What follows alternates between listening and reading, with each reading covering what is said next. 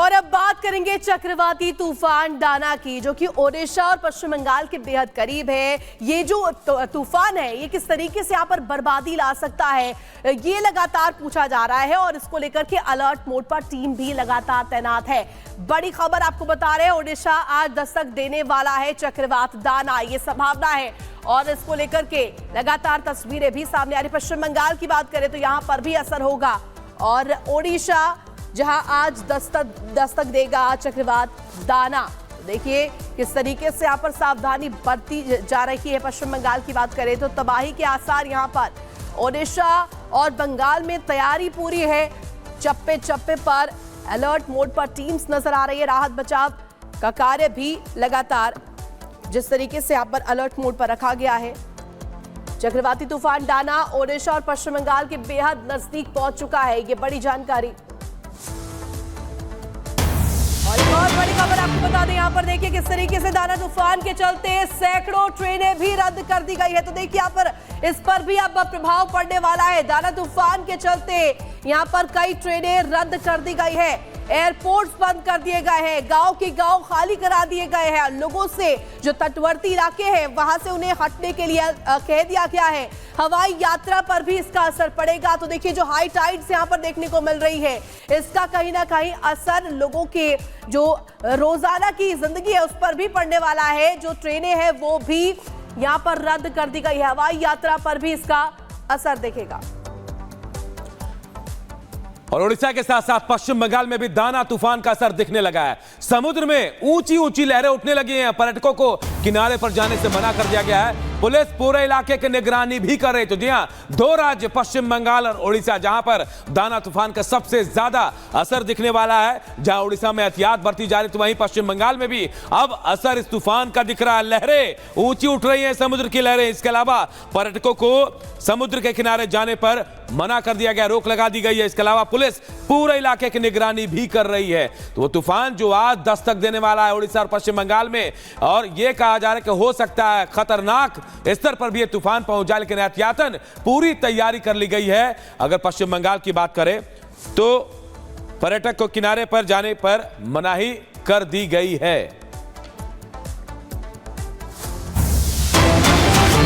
और एक और बड़ी खबर, पश्चिम बंगाल में चक्रवात को लेकर अलर्ट है। समुद्र तट के किनारे मुस्तैद दिखिए पुलिस, लोगों को लगातार अलर्ट भी किया जा रहा है। तो देखिए कैसे अलर्ट किया जा रहा है, माइक के जरिए लोगों को समुद्र तट से किनारे जाने को कहा जा रहा है, क्योंकि पश्चिम बंगाल में भी दाना तूफान का असर देखा जाएगा, ऐसा कहा जा रहा है। दाना तूफान आज टकराने वाला है पश्चिम बंगाल और उड़ीसा के तट से, और ऐसे में एहतियात बरती जा रही है। देखिए कैसे लोगों को अलर्ट किया जा रहा है। पुलिस मुस्तैद है, जो समुद्र तट है वहां मछुआरों को वहां से कहा गया कि समुद्र में ना जाएं। समुद्र के पास जो पर्यटक हैं उनको वहां से हटने के लिए कहा जा रहा है। बाकायदा माइक और लाउडस्पीकर से कैसे बोला जा रहा है, उसके बाद लोगों को वहां से हटाया जा रहा है। तो देखिए चक्रवात तूफान दाना अब ओडिशा और पश्चिम बंगाल के बेहद नजदीक पहुंच चुका है। वो तबाही मचाने के लिए आ तो रहे, और जो हाई टाइड्स की तस्वीरें सामने आ रही है वो कहीं ना कहीं परेशानियां लोगों की बढ़ा रही है, और लोग जो है इसको लेकर के डरे सहमे भी है। लेकिन कहां पर इस दाना तूफान का असर पड़ेगा, कहां पर इसको लेकर के तस्वीरें आएंगी, वो आपको इस रिपोर्ट के जरिए दिखा देते हैं।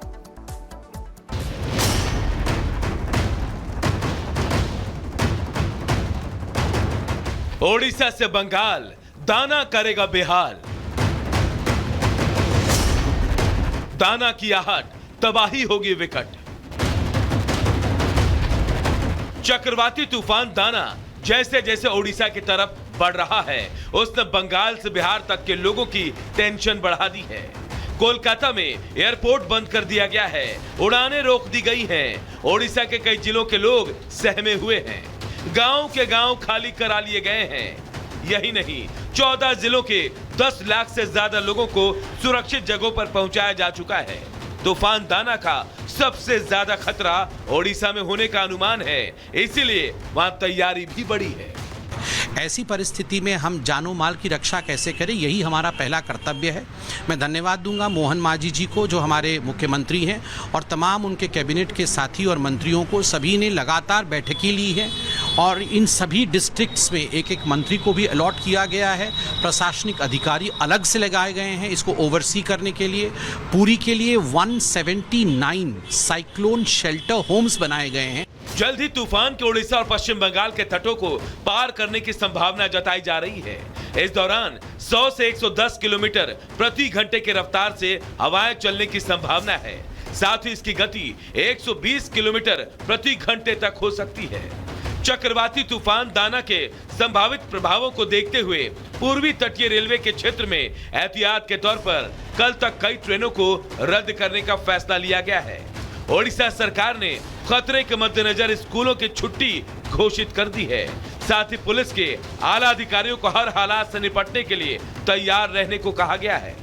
तैयारियां बहुत अच्छी चल रही हैं। पुलिस प्रशासन पूरे तरीके से मुस्तैद है आने वाले साइक्लोन को डील करने के लिए। 0 कैजुअल्टी हमारा ऑब्जेक्टिव है, हमारा टारगेट है और हम पूरी तरीके से कॉन्फिडेंट हैं कि हम उसको अचीव करेंगे। उधर बंगाल में दाना की आहट को लेकर प्रशासन सतर्क है। कोलकाता एयरपोर्ट से उड़ानें रद्द कर दी गई हैं। आज शाम 6 बजे से कल सुबह 9 बजे तक सभी उड़ानें रद्द रहेंगी। यहां दोपहर बाद मौसम खराब होने का अनुमान है। 60 से 70 किलोमीटर की रफ्तार से हवाएं चल सकती हैं। इसीलिए ये फैसला लिया गया है। भारी बारिश की चेतावनी जारी की गई है। खुद सरकार जनता को भरोसा दे रही है कि वो हर परिस्थिति से निपटने के लिए तैयार है।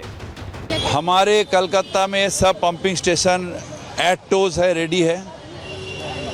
वहाँ का इलेक्ट्रिक सप्लाई ठीक रहे इसके लिए CSC से लगातार हमारा कांटेक्ट है और अगर रास्ता में पानी ना जमे इसके लिए बोरो का इंजीनियरिंग टीम और पंप ये रेडी रहे। फिलहाल तूफान दाना का खतरा बंगाल से लेकर ओडिशा तक मंडरा रहा है। ऐसे कई राज्य हैं जिन पर सीधे तो नहीं लेकिन इसका असर देखने को मिलेगा। यही वजह है कि तूफान ने लोगों के टेंशन बढ़ा दी है। Bureau report, Republic Bharat.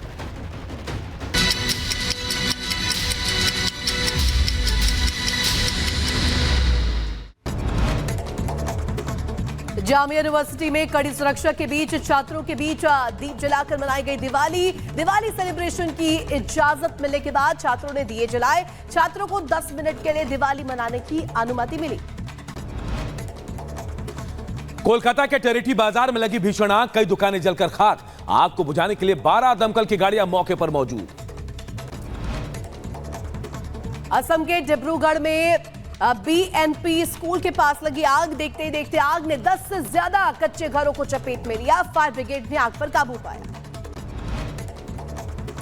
UP के बहराइच में 7 आदमखोर तेंदुए पिंजड़े में हुए कैद। वन विभाग ने 20 दिन बाद 7वां तेंदुआ पकड़ा। पकड़े गए तेंदुए को वन विभाग ने स्वास्थ्य परीक्षण कर जंगल में छोड़ा। और यूपी के बलिया में अवैध हथियारों की तस्करी करने वाले गिरोह का पुलिस ने खुलासा किया। पिस्टल और कारतूस के साथ एक लड़की को पकड़ा। GRP Varanasi city Chhapra passenger train से गिरफ्तारी। यूपी के कानपुर में नाबालिग से रेप का मामला सामने आया। निजी क्लिनिक के एक डॉक्टर पर रेप का आरोप। पुलिस ने आरोपी वसीम को गिरफ्तार कर जेल भेजा।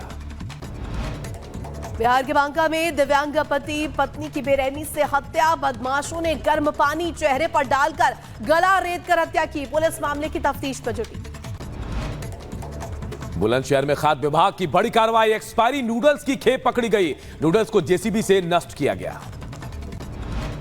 रायबरेली में खाद्य विभाग के अधिकारियों ने मिठाई बनाने वाले फैक्ट्री पर छापा मारा। 1.5 क्विंटल नकली छेना बरामद। फैक्ट्री को सील कर दिया गया।